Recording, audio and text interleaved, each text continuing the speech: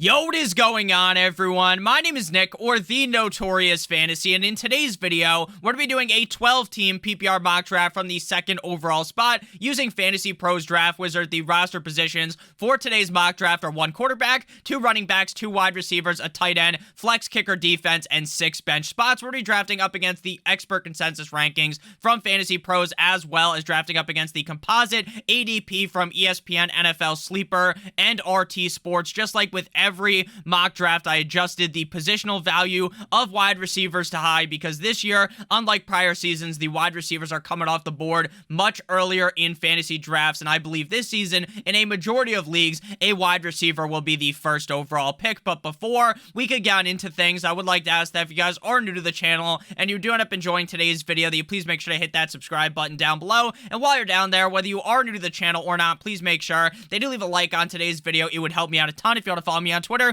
please do so at NotoriousFantasy. So without further ado, let's get into this 12-team PPR mock draft from the second overall spot. So if you know where you are going to be picking days before your draft, if you are the number 2 overall pick, your mind should be made already. In most drafts, Justin Jefferson is going to go number 1 overall. So you should know it's more than likely that you're not going to get Justin Jefferson. If Justin Jefferson falls to you at the 102, you should be giggling like a fucking schoolgirl and select Justin Jefferson at the 1.02. But in this spot where we're at right now, which again I think is going to be very normal for the second overall pick, you have a decision for me between 2 players. You are either going to go with Christian McCaffrey or Jamar Chase. Now, I have made the argument for guys like Tyreek Hill or Cooper Kupp to potentially even finish as the number 1 wide receiver, but I think if Joe Burrow is able to come into the season healthy, I've seen a lot of positive reports out of camp that Joe Burrow is looking a little bit healthier, that everything's going to be fine. Now, obviously, nothing is set in stone right now, but at least that seems positive. Like, he looks fine when I saw videos of him walking and all. Obviously, that's not the end-all, be-all, but if we know that Joe Burrow is going to be healthy for week number 1, fully good to go, then Jamar Chase, for me, is the easy click in a PPR league at the second overall pick. But if we get closer to later August, when you're doing your drafts, and, you know, maybe Jamar Chase is in a situation where Burrow might be banged up for the first couple of games. Maybe he won't be 100%. I think you can go with McCaffrey. So either or here, you can go with McCaffrey or Jamar Chase. Personally, I am going to lean with Jamar Chase. Now, I know his finish at the end of the year wasn't that amazing. He finished in PPR as the wide receiver 16, but that is because he only played in 12 games. This is a guy that, in my opinion, could get over 2,000 receiving yards if everything goes right. This is one of the best offenses in the National Football League, with one of the best quarterbacks in the NFL. I think Jamar Chase is set up for a humongous season, again, assuming that Joe Burrow is fully good to go. After Jamar Chase, we see Austin Eckler, followed by Travis Kelce, Christian McCaffrey, Cooper Kupp, Tyreek Hill, CeeDee Lamb, Stephon Diggs, 9-inch Nicholas Chubb, Saquon Barkley, and Bijan Robinson. The second round opens with Davante Adams, Tony Pollard, A.J. Brown, Pat Mahomes, Jonathan Taylor, Amon-Ra St. Brown, Josh Jacobs, Derrick Henry, Josh Allen, and Garrett Wilson. So yesterday, Davante Adams did end up getting hurt in practice, but it appears that Davante Adams is going to be fine from everything that I read, and his week 1 status shouldn't really be in question. Now, obviously, this is something to throw a kind of asterisk on, right? Something to follow, just like with Cooper Kupp, right? If we're getting closer to late August when you're going to do your fantasy football draft, and maybe Cooper Kupp doesn't seem like he's going to be coming back, or if he's not back at practice, then obviously there is reason to worry. Same thing goes with Davante Adams, right? Right now, it seems like Kupp and Adams are going to be perfectly fine. But this is something you are going to want to follow as we get closer and closer to the start of the season. So, interestingly enough, 2 quarterbacks go in the second round. I get why some people might want to take Mahomes or Allen in the second round, but it just feels gross to me when there are so many great skill position players still available to go with Allen or Mahomes. I definitely feel a lot more comfortable in the third round going with the quarterbacks. Travis Kelce is a guy that I talk about ad nauseum in these mock drafts. To me, there is is no way in hell I am taking Travis Kelce over McCaffrey, Cooper Kupp, Tyreek Hill. It starts to really feel like, oh, maybe I'll take Travis Kelce when guys like CeeDee Lamb are on the board, when Diggs is on the board, right? Then I feel a little bit more open to drafting Kelce, but at the 1.04, I get he's the best tight end in the NFL. He might end up as the best tight end to ever fucking grace the National Football League. But to me, at the 1.04, that's a little too rich for me. Looking at the board, Ramondre Stevenson, Najee Harris, Joe Mixon, best running backs available, best wide receivers, Jalen Waddle, Chris Olave, Devontae Smith, T. Higgins, Keenan Allen, and DK Metcalf. So for me, if we don't go with Ramondre Stevenson here, it is very clear that we are not going to be drafting a running back in the next round, right? Najee Harris, Joe Mixon, Breece Hall, Travis Etienne, Aaron Jones, Jahmyr Gibbs. I like some of these players. I really do. I like Breece Hall a decent amount, but there's the worry about Dalvin Cook. Do I really want to take him in the early third round when there are going to be such great wide receivers available? So if we go with Jalen Waddle, my highest ranked wide receiver right now, then we are 100% pigeonholing ourselves out of running back for the first 3 rounds, and then maybe we're going to have to load up on running backs later. So I think we're going to go with a balanced approach to the first 2 picks and go with Ramondre Stevenson here. Now, there are definitely question marks with Ramondre Stevenson as we don't know what's going to happen behind him, right? We do basically know at this point that the New England Patriots are going to bring in another running back behind Ramondre Stevenson. The question is, which running back will it be? If it's Ezekiel Elliott, the guy who looks like he's running in fucking quicksand, then sure, Ramondre Stevenson could still easily finish as a top 10 running back. But if they bring in Lenny, who could take away some pass catching upside, if they bring in Dalvin Cook, then Ramondre Stevenson goes down the shitter. But right now, we really just don't know. And I think even if Dalvin Cook signs there, Ramondre Stevenson will still be good. But obviously, it is worrisome right now.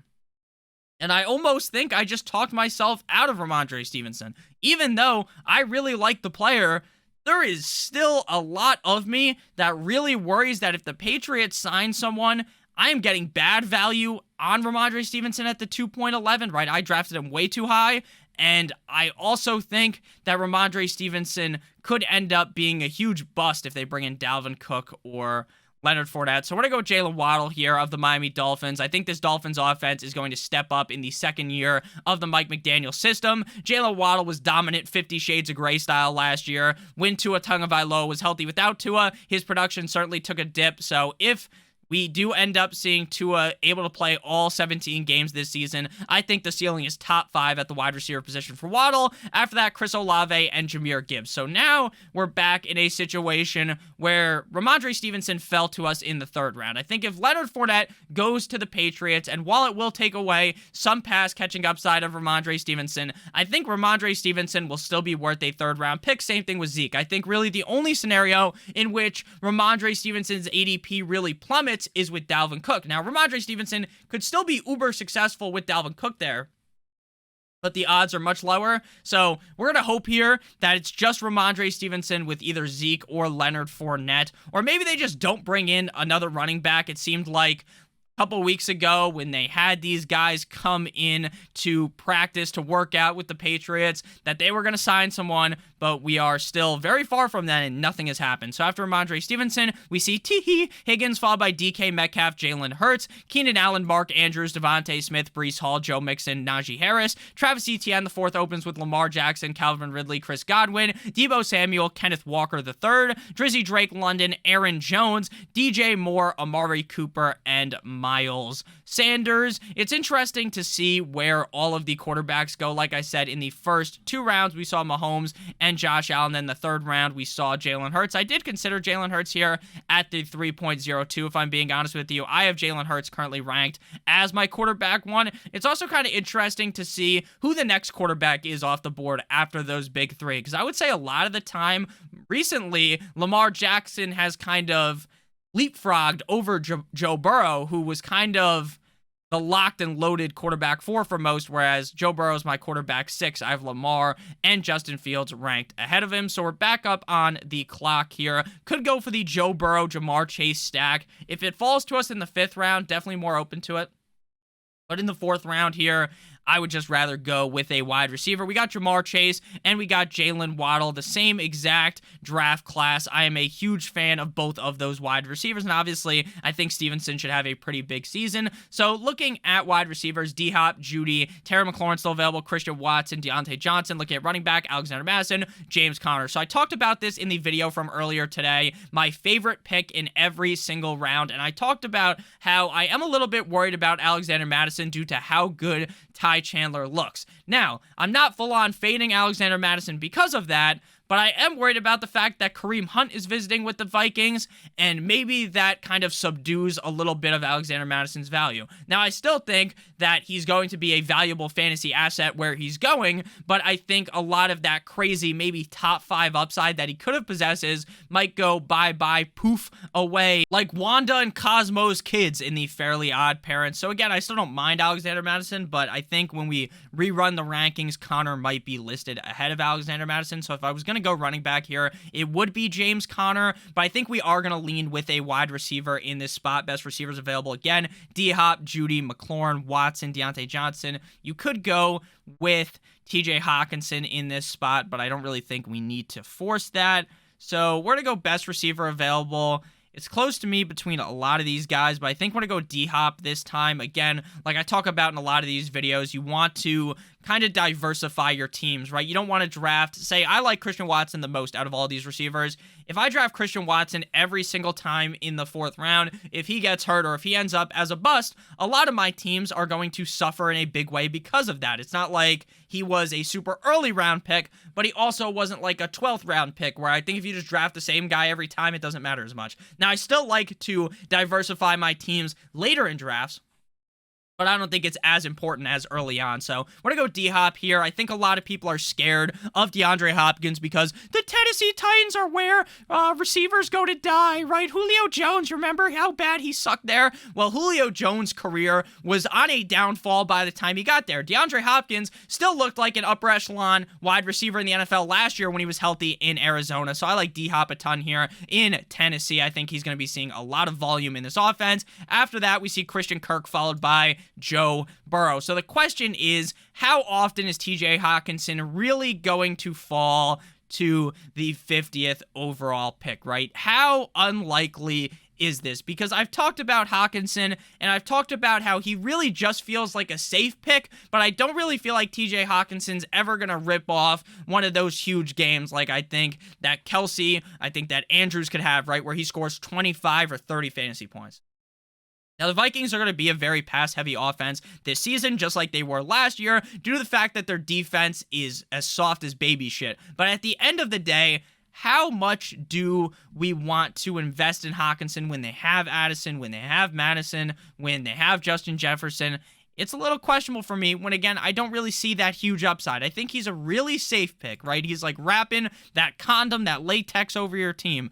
But I don't know if he has the same upside. Like, I could see Waller some way, somehow, becoming the tight end one, right? He just scores so many touchdowns in New York. He is just a volume hog because the wide receiver core there is kind of soft. Whereas in Minnesota, they have Justin Jefferson and Jordan Addison. So I think I am going to stay away from Hawkinson here, and I'm going to end up going with a running back, since both of the running backs we were debating between ended up falling our way. After we went with Hopkins, came Christian Kirk and Joe Shiesty. We are going to go running back here. I want to go with James Conner. Again, just a little bit safer for me than Madison right now. We know James Conner is going to be the workhorse in Arizona. There is obvious injury risk with James Conner, but that risk is a little bit lessened, in my opinion, by the fact that he goes in the 5th round. He's not going to like the 1st, 2nd, or the 3rd round. If you watched the video from earlier today, I did talk about James Conner. I talked about how without Kyler Murray, James Conner puts up humongous games.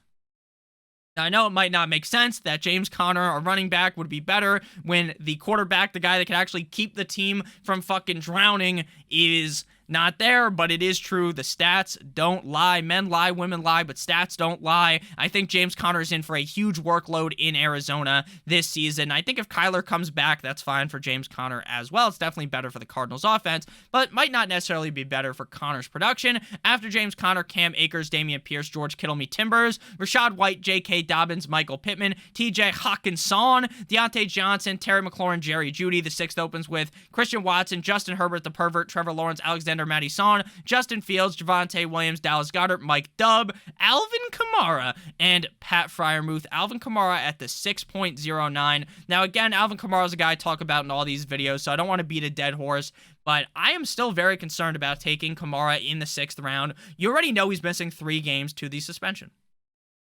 I feel like Jamal Williams is going to come in there and vulture some touchdowns from Kamara. They already have Taysom Hill.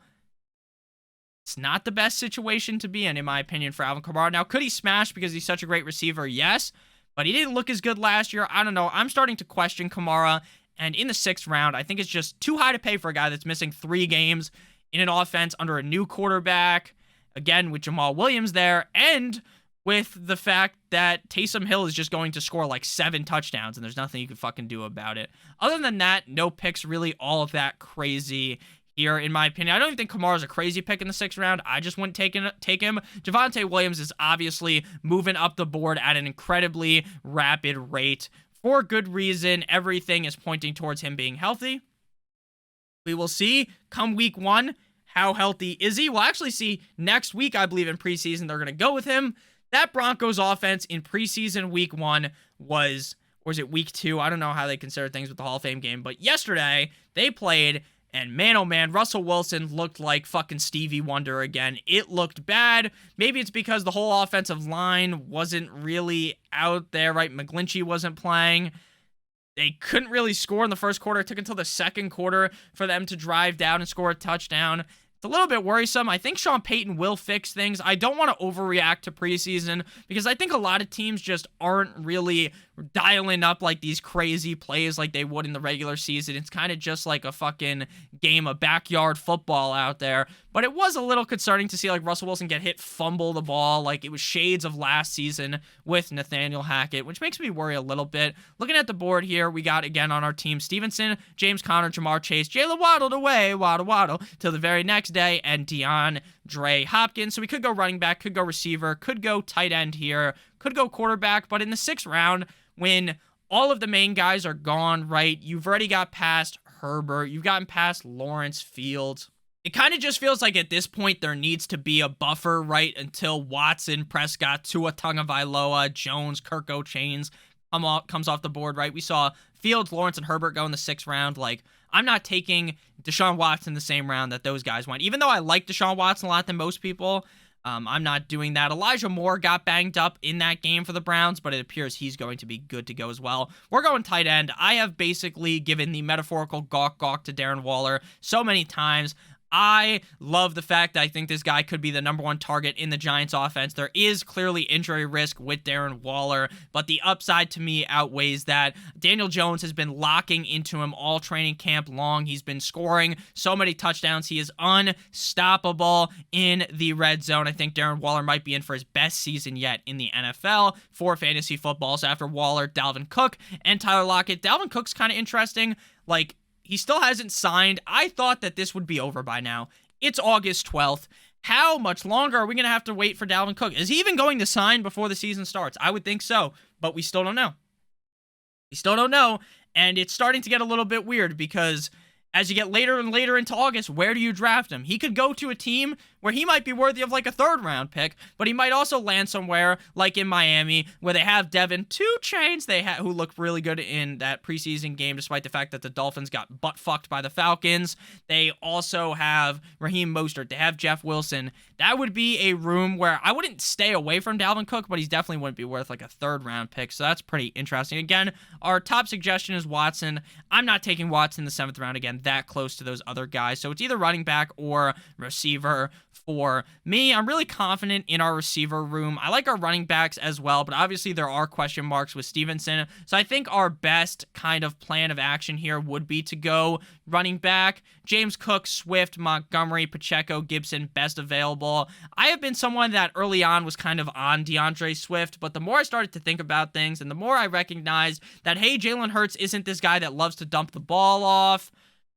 Maybe Swift isn't as involved as I would think. Maybe Penny's the better pick a couple of rounds later. I love Montgomery. I love this Lions offense. I have been singing the praises of the Lions offense all offseason long. I think they are going to shock a lot of people who think this is just the same Lions of the past. I kind of started to talk myself into James Cook some more. It seems like James Cook is a very polarizing player. Every opinion I've seen of him is either overwhelmingly positive, giving him the gawk 9,000, or it's this guy fucking reeks. The efficiency was great last year, but he won't be given enough volume. He's going to get vultured by Josh Allen, Damian Harris. He's going to suck donkey cock for fantasy. It doesn't seem like there's anyone that's kind of in the middle, and I feel like I'm closer to liking Cook than full-on fading him, but I'm also not full-on the bandwagon just yet. I think I'm just going to go with Montgomery. There's so much safety with him. We saw Jamal Williams score roughly 7 gazillion touchdowns last year on this Lions team. They're going to move the ball effectively. David Montgomery has never really been a top-end fantasy option except for in his sophomore season in 2020. But while I understand that he's not going to catch as many passes because Jahmyr Gibbs is there, the touchdown upside in itself is worthy of a 7th-round pick.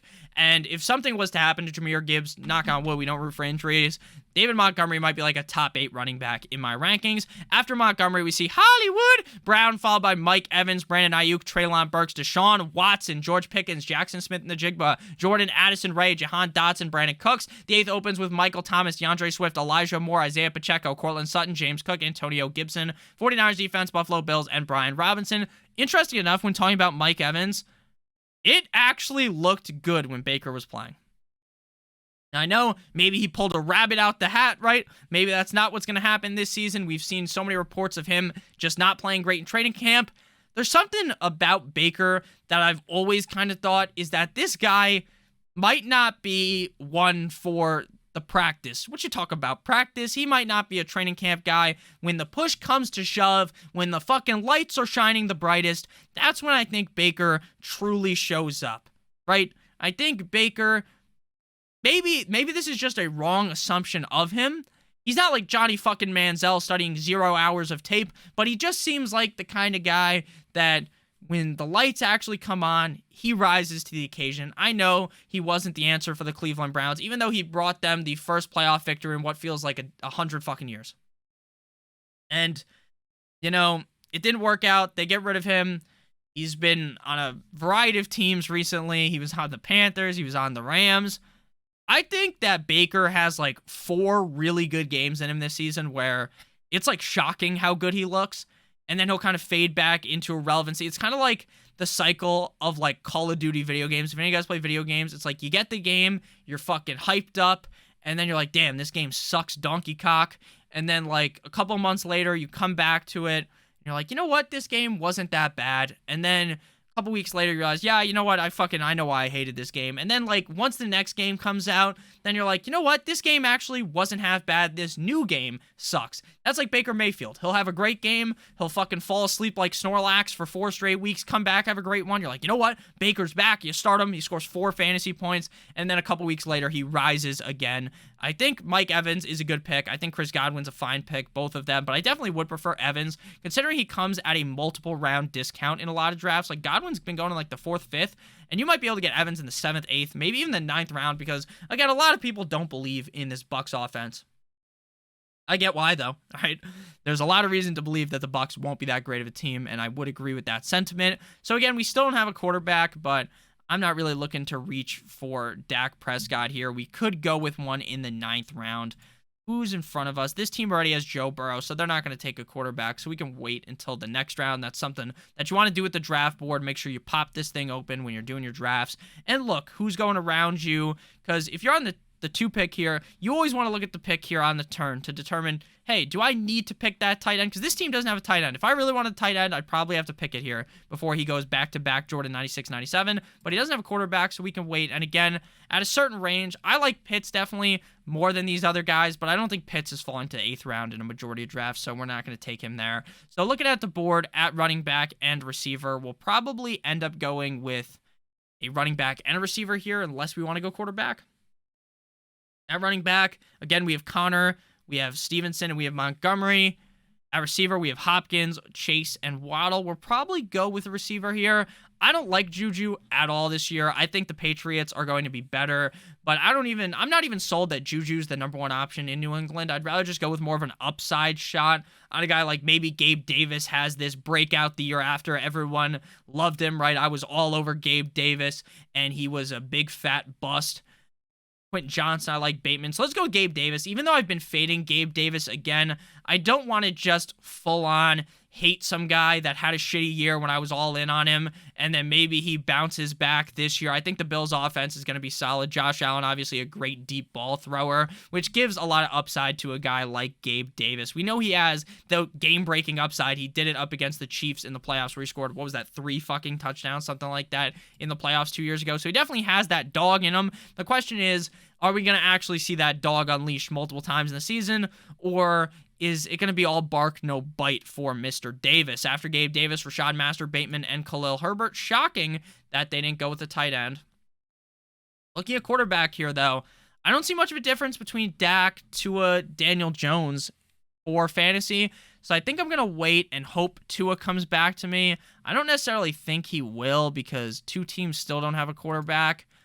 I have Tua ranked ahead of Dak. I think I'm just going to go for Tua. Again, something that I talk about in these mock drafts is stacking. You don't need to stack on your redraft team. You need to in best ball 100%, but you don't need to in redraft. What Tua adds to this is that added upside of getting the double points. When Waddle dominates, Tua's probably dominating, right? Now, obviously, both of them could put up a stinker in a game, but I think the upside of that huge game where Tua and Waddle connect, Waddle gets 27 points, Tua has a nice game, and basically you hit the 1-2 punch, the fucking wombo combo on your opponent with that. Some people say it's crazy to draft Tua ahead of Dak. I think Tua could easily outscore Dak, both in great offenses. I like Tua a ton this year. I like stacking, but I don't think you need to reach for stacks. Like when you're drafting, don't force Tua onto your team in the 7th round because you drafted Tyreek or Waddle, right? Do not do that. Maybe you have to force it, right? If you draft, you really want Jalen Hurts, you got A.J. Brown, maybe you have to pull the trigger early in the 2nd round on Jalen Hurts. But even in that case, I probably wouldn't force it if I'm being honest with you, right? I'm not fiending for that stack. After we went with Tua Tagovailoa, Juju Smith-Schuster, A.J. Dillon, Jamal with 2 A's, Williams, Kadarius Toney, Rashad Penny, Jacoby Myers, Zach Charbonnet, baby Chark, baby Chark, OBJ, Kyle Pitts, Eagles defense, Zay Flowers, Isaiah Hodgins. Ooh, Isaiah Hodgins in the 10th round, my boy. Samaje P. Ryan, Darnell, here comes the Mooney, Damian Harris, Jerick McKinnon, Jameson Williams, Jeff Wilson Jr., and Dalton Schultz. Back up on the board here. When I draft a guy like Tua, some people say, Nick, you need a backup quarterback. Tua's injury risk, this, that, and the other thing. If players in your league, you got to kind of know your league, right? If you're new to the league, this is impossible to do. But if you've been playing in your league for a while, go back and look at leagues seasons in the past. There are going to be very clear things that are saying there. Now, people will change their strategy over years, but there are going to be some people that are stuck in their ways, right? They're drafting 2 quarterbacks every year. So if most teams are drafting 2 quarterbacks every year, even in a 12-team league, I don't want to get cucked into having to play like Bryce Young a bunch, right? Like, if my quarterback was to go down or something like that and I have to pick someone up off the waiver wire. So in that case, I would draft 2 quarterbacks, but in most scenarios, I'm looking for 1. In a 14-team league, it is a must to me to draft 2 quarterbacks because if you don't draft the second one, you might be playing fucking Jimmy Garoppolo, the Italian stallion, in your fucking games, and that is just terrible. You don't want anything to do with that, let me tell you. So we're back up on the clock here. Probably going to go running back and receiver here, double tap. I don't think we needed a backup tight end since we already drafted Waller. So let's go ahead and see. There's a point where you draft too many players on the same team. A-Chain looked so good. Realistically, though, in a 12-team league, how often are we going to want to start Tua, A-Chain, and Waddle. I would say if the Dolphins end up hitting their peak, yes. If the Dolphins end up floundering, flopping around like a fish, probably not. So I think we're going to go receiver first, and then if A-Chain falls to us, I'll feel like we got a good enough value to where I would take him. I'm fine with the other running backs in this range, so I'm not really fiending to draft A-Chain. I'm also fine with Mostert. A-Chain did look really good, though, in training camp yesterday. I hope they have his numbers on here. 66 total yards, 25 rushing yards on 10 carries. Again, not great, but the offensive line sucked. All 4 targets for 41 yards. This guy is like a fucking bulldozer. I'm very excited for A-Chain. The fact that Quentin Johnston fell all the way to us here, it's a no-brainer. I love this Chargers offense this season. I think you're going to want pieces of it. I think that knowing the fact that Mike Williams gets hurt fucking taking a shower in the morning, Quentin Johnston could really become the number 2 receiver on that team. And if that is the case in the 10th and 9th round, you're laughing straight to the bank. After QJ, Rondell Moore, and Sky Moore, back-to-back of Moores on the exact same team. We're going A-Chain here. Again, I'm fine going heavy on offenses that I think are really good, but it has to be locked at 3 players in redraft. It just has to be. There's no way I'm taking A-Chain and then coming back and taking fucking Durham Smythe or Chosen Anderson or Braxton Berrios Agent 0. We're going to go with Devin A-Chain here. Again, looked great in that preseason game yesterday. Has looked good in training camp so far based upon the reports that I've read as well. Now, he is little. He's not huge. But he's not as short as Deuce Vaughn, who looks like a legitimate toddler fucking behind the offensive line. He's 5'5", so he's not, like, crazy short, like, for real-life standards. But just so funny because you see this huge offensive line and you see Dak, and then you see Deuce Vaughn. Like Deuce Vaughn could run underneath the offensive line like a fucking Air Bud movie or something like that. So, back up on the clock here. Looking at the best players available, Dak went after A-Chain, Adam Thielen, Elijah Mitchell, Evan Ingram, Nico Collins, Zay Jones, Alan Lazard, Hunter Renfrow, Romeo Dobbs, Devin Singletary. You know what they say about Hunter Renfrow, man? First guy in, last guy out. Kendre Miller, David Njoku, Cole Kmet, Dallas Cowboys defense, Chig, Danny Dimes, Vanilla Vic, Kirko Chains, Jalen Hurts. Jalen Hyatt, not Jalen Hurts. Jalen spelled completely different than the other Jalen. Raheem Mostert, and Geno Smith. So we're back up on the clock here. Again, if you want to go with a backup quarterback when you draft Tua, go ahead. I think we might actually do that here. I think we might do that because I am in love with the upside of Anthony Richardson. I don't think you should really be drafting Anthony Richardson as your sole quarterback. Like this says, he does have the highest ceiling of the 3 quarterbacks taken in the first round of the NFL drafts, especially for this rookie year, right? This is a guy that has 1,000 rushing yard upside. Now, maybe it's just a crash and a burn. It's like when you talk yourself into Fields' rookie year, Lance's rookie year, it just never works out. But maybe Richardson's different. I like this Colts offense a decent amount. Like, obviously, Pittman, Downs, Alec Pierce, that's not like Randy Moss, Calvin Johnson, like these studs out there. But it's also not like a garbage tier wide receiver core, right? And Anthony Richardson's rushing upside itself is just so important. Something to make sure you're doing, though, if you're drafting a backup quarterback, a backup tight end, make sure they have different bye weeks. Richardson bye 11, Tua bye 10, which made that easy to do. They have the same bye week. Even if I'm infatuated with the upside of Anthony Richardson, I'm not drafting him because I don't want to draft 2 quarterbacks on the same bye week, because the reason why you draft 2 quarterbacks a lot of times is so you have someone play on the bye week or you play the matchups. You don't want to draft 2 quarterbacks, have to cut one of them. What if they both end up as good and you have to cut one of them week 10? Say they both have bye 10. Or you have to cut someone else on your bench and then you're holding 3 quarterbacks for a week. I don't know. That just feels like really stupid. After Richardson, Tyler Higbee, and Kenneth Gainwell. So we have 1, 2, 3, 4 running backs. We have 1, 2, 3, 4, 5 receivers. I think we're going to go balanced here. 5 receivers, 5 running backs. We're going to go running back here at this pick. We're going to go with Tank Bigsby. This guy's just an auto-click for me in the 3rd round. I really think that Tank Bigsby's ADP should be closer to the 10th round. We've already seen so many reports about his potential goal line usage, pass-catching upside. ETN isn't built like that in the red zone. He just isn't. Bigsby's going to get the red zone work. This is an offense that's going to be phenomenal. I am all over Tank Bigsby. And again, I've been taking him in underdog drafts in like the 10th round. So getting him in the 13th round of these drafts just feels extra sweet. It feels extra good. So after we went ahead and drafted Tank Bigsby, Donta Foreman, Michael Gallup, Tyler Algier, Aaron Rodgers, Jalen Warren, Chuba Hubbard, Ezekiel Elliott, Gus Edwards, Rashawn Johnson, Clyde Edwards-Helaire, the 14th round has a bunch of kickers and defenses, as well as Dalton Kincaid, Greg Dulcich, Juwan Johnson, and Cordero Patterson. So we are going to go kicker here. Best kicker available is Harrison Butker. And then for defense, you want to draft a defense playing a not-so-hot opponent in week number 1, and then you can cycle them in and out every single week. If you guys haven't subscribed to the channel, I drop videos every single week on which defenses to stream. There's going to be a defenses to stream video for week 1, as well as probably a defenses to draft video. The defenses to stream video will be a little bit different because I will look at ownership on either NFL, Yahoo, or ESPN, and then talk about guys that are lower owned that maybe if you drafted a defense and you drafted the Chiefs because you're like, oh, I kind of like the Chiefs defense this year, and then you realize the Chiefs are playing the Lions week 1 and the Lions might actually put up a crazy amount of points. Probably don't want to be starting them week 1. The Steelers play against the Niners. Nah, not really looking to do that, even though I think the Steelers have a good defense. The Saints against Tennessee could be good. The Dolphins have the Chargers, so you don't want to do that. I'm going to go with, I think the Browns have a good one, so we're going to go with the Washington left hands up, who are we, the Commanders, going up against the Arizona Cardinals. Again, their quarterback still isn't even set in stone. Could be Clayton Tune, could be Colt 45, Colt McCoy.